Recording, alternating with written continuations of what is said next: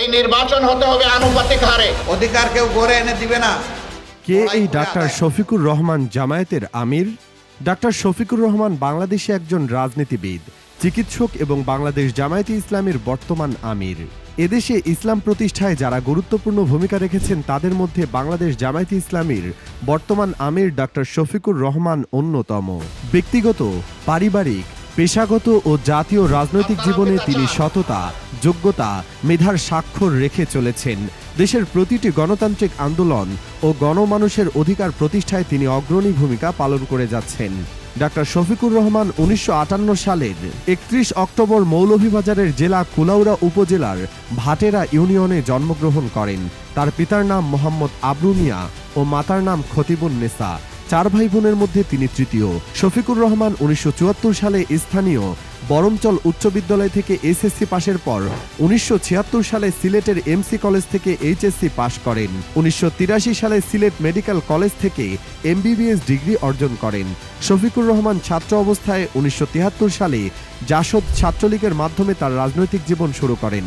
পরে ১৯৭৭ সালে বাংলাদেশ ইসলামী ছাত্র শিবিরে যোগদান করেন।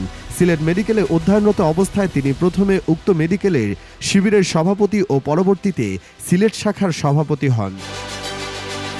১৯৮৪ সালে মূলদল জামায়াতে ইসলামীতে যোগদান করে তিনি সিলেটের আমির হিসেবে দায়িত্ব পালন করেন।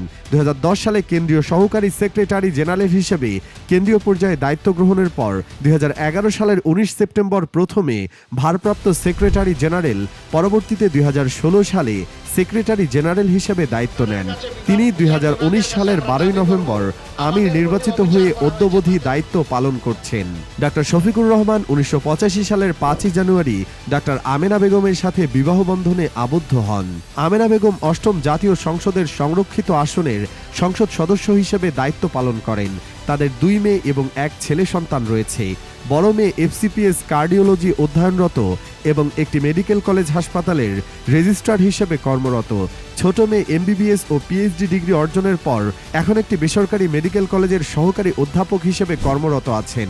একমাত্র ছেলে এমবিবিএস। তিনি রাজনৈতিক সেবামূলক কার্যক্রমের পাশাপাশি ব্যক্তিগতভাবে বিভিন্ন ধরনের সেবামূলক প্রতিষ্ঠান প্রতিষ্ঠা, পরিচালনা ও আর্থিক সহায়তা করে আসছেন। এর মধ্যে উল্লেখযোগ্য হল তার নিজ জেলায় প্রতিষ্ঠিত সিলেট উইমেন্স মেডিকেল কলেজ।